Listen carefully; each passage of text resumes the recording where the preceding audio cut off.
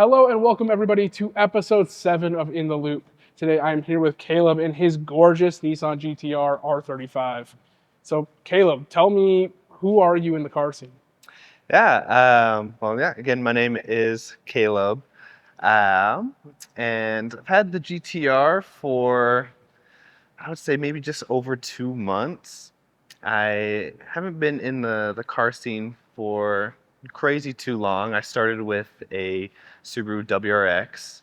I got a 2017 WRX, and that was kind of my introduction into the car scene. And then from there, got like an STI and then eventually the GTR, but have been absolutely loving it so far. And yeah, I'm excited to see kind of where it goes from there. For sure. So you're looking for another car, you end up looking at a WRX. What was the reason you even looked at a more performance-oriented car? Yeah. I guess kind of initially to start, my family was not into the car scene at all. I drove a Honda CR-V before anything. My first car was a 2000 Toyota Tacoma in high school. Hey, don't knock the Tacoma. I loved it. Right there. I got it at 200,000 miles. I drove it another 100,000 miles with no issues. That was a beautiful car. Yeah, that's the story of every Tacoma ever, right? But it actually, my start came from working at Vivint Solar, actually. I met somebody named Christian Glass. His handle is Mr. Glass. And, we became pretty good friends. We've been friends for about 8 years now. But he got a Subaru WRX, a white one, and I really kind of just fell in love with it. It was such a cool looking car. I'd never really been in a fast car before. Yeah, I mean, do we consider a WRX fast? Yeah, Yeah. I'd say performance oriented. Yes, right? yes. That's no one's gonna get upset at that. But yeah, so I mean, after he got his, I got mine. I got a 2017 white WRX. It was automatic, but I'm gonna. I'm it was my so- first. It was my first sport-oriented car. Okay. All right, fair enough. At least the STI was at least manual, right? Yes. Okay, Correct. I think we can forgive you. I mean, this is also automatic, but Mhm. that's kind of the whole GTR thing. Yeah, So yeah. we'll let both of those slide. At least you've had a manual, Yeah. right? But I actually didn't have the WRX for too long. It had 40,000 miles on it. It was a 2017. I drove it 4,000 miles, and then the engine exploded. Oh, I mean, I know that's common with them WRXs, but I don't realize that's common with like newer, not the Yeah. not like sent over the moon level of abused Yeah. WRXs. It just the engine seized. I guess the previous owner had drove it pretty hard before selling it. I bought it for 20,000. Took it to Subaru. I guess he was still paying the warranty, so they replaced the engine for free. That's nice. And then they bought it back for 24,000, 23,000. So Okay, actually, so you made still got money a on it. little bit of money on Yeah. top, Oh, and you're yeah. like, okay, let's go reinvest.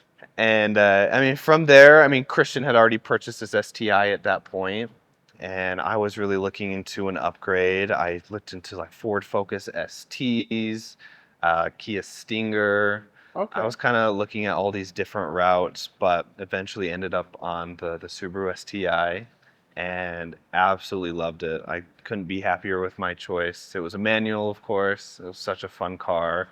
I brought it, I was the only owner, bought it brand new, drove it around 45,000 miles before selling it. And yeah, I mean, that's kind of where I made most of my friends, had the most time in kind of the car community with it. And then, of course, got the GTR after that. But yeah, definitely miss the STI. I mean, I sold it for a profit as well. I never did any really crazy modifications to it. But as much as I love the GTR, I definitely still kind of miss the STI. Hey, there's nothing wrong with having something new, but still missing what you used to have, right? Yeah. There's always going to be a little bit of rose-tinted glasses. I keep telling myself I'm going to buy another Mini Cooper S because it's still my favorite car I've ever owned. Hmm. I've still not done it, and like, to be fair, they're like $2,000. Yeah. Like it's like not that big of an investment. But I'm like, where am I going to put it? And, Exactly. you Yeah. know. But okay, WRX STI to GTR, that's a transition. Hmm. What was the influence that was like, I'm really going to look into R35s? Well, I mean, when I first kind of got introduced into the car scene, I started learning about, the history of all cars. Obviously the GTR sticks out. It's a staple in, cars, the car community. It's such a cool car. It has a lot of history. So I always liked the R35 GTR, especially the R34, but I never thought that I could be one to purchase it. But of course, Christian got a GTR, and I'm like, okay, well, maybe it is possible for me to purchase one day. And then this was actually another good friend of mine, Nate's car, Nate Morley, and he, kind of offered a pretty good deal on it. So I ran the payments, and I was like, this is actually pretty feasible for me. So I purchased it, and yeah, no, couldn't be happier. I mean, I don't think I'd be able to get one without, a good price from a good friend, but Yeah, well, there's always a path. Like if you want something bad enough, there was always a way. yeah, Right. yeah. So now, so far, pretty stock. Yeah. Is there some plans in the works of like what you want to do to this, or are you looking to keep it kind of? Oh yeah. I'm planning to keep it how it is. It's pretty stock as far as like aesthetic options, but under the hood there are quite a few modifications. Okay. It's like flame ready. It hasn't been tuned for it yet though, so new intake, injectors, exhaust, everything needed to be flame ready. So it's doing around 600 wheel horsepower right now. But I think my only plans for it are, not the craziest. I want to get an upgraded infotainment, Apple CarPlay on it. I miss Apple CarPlay so bad. Yeah, I mean that's fair. That's fair.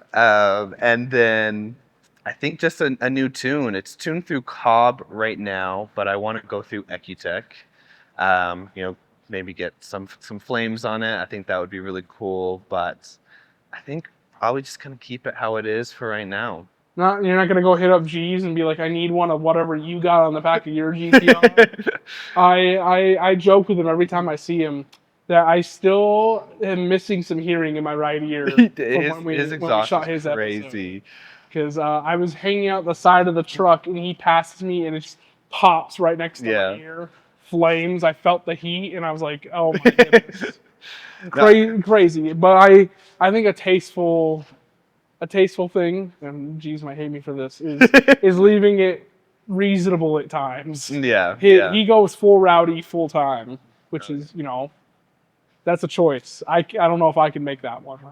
I think I might definitely actually need a new exhaust before it's, flame ready, because the exhaust is a bit short on mine. So I think if I were to do flames, it might hit the bumper a little bit. I know that hit Jeeves. Yeah, his bumper is, don't look too close. Yeah. Like Alex will tell you that he did a lot to try and fix it, but Yeah. it is not. Cooked. It is not a good quality bumper anymore. Yeah. So I think if you look at it actually, and I don't know if he even knows this, I think it's actually like the whole diffuser is slightly angled on it because it's like shrunk on one side more than the other. But neither here nor there.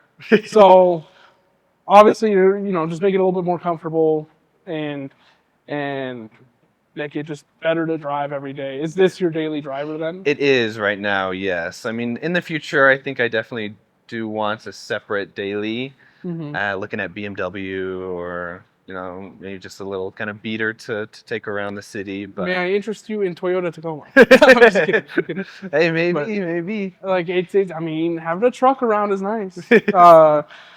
But I mean, okay. That said, that's a pretty tasteful idea of what to do with this. Yeah. Some people do some mods that aren't so tasteful. In your opinion, what are like the top 3 worst things you've seen done to GTRs? Done to GTRs. Yeah. Oh, I don't know. There's so many good looking ones. I don't know. I might give a pretty poor answer here, but maybe a common answer being just over modification, you know. Just overly done. I think it can be done well, with some like Liberty Walk kits that just look beautiful where they, kind of change everything about the car, but anything when you just start throwing just kind of random mismatching parts on it. I'm not a big fan of huge wings, on any car. Yeah. But maybe GTRs as well. They just don't look as great. Anything too flashy, too shiny wheels. I like the OEM plus look, where you can still change some things, but it look like it could still be sold from the manufacturer.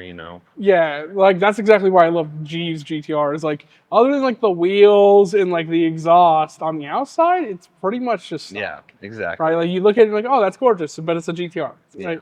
I think going to what you said, like I think there's a lot of people that decide I'm gonna put a massive wing right here, but then they don't do the body kit. Exactly. Right? Or they do the body kit with no wing, and I've seen that, and I'm like, ooh, that looks weird. I'm sorry. Like, I think this rear end does need to have something on it, right? Because otherwise, it's just kind of a flat thing.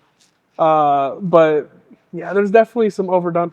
I think, my opinion, worst thing I see done to GTRs is interior modifications. Because people will be like, I need to color match my exterior and my interior, and I hate it. It's so I'm like I've seen people like there's like the silver on the steering wheel that they paint red to match the outside. Yeah. Ooh. Oh, this feels like an eBay Mustang now. Like Exactly. But yeah, just anything that sticks out too much or is too flashy is just not my personal style. I definitely like the low key kind of OEM look. I mean, the car is already kind of beautiful as it is, so don't want to change it up too much. But again, that's just me. Oh, for sure. Well, I guess one last question to end it off.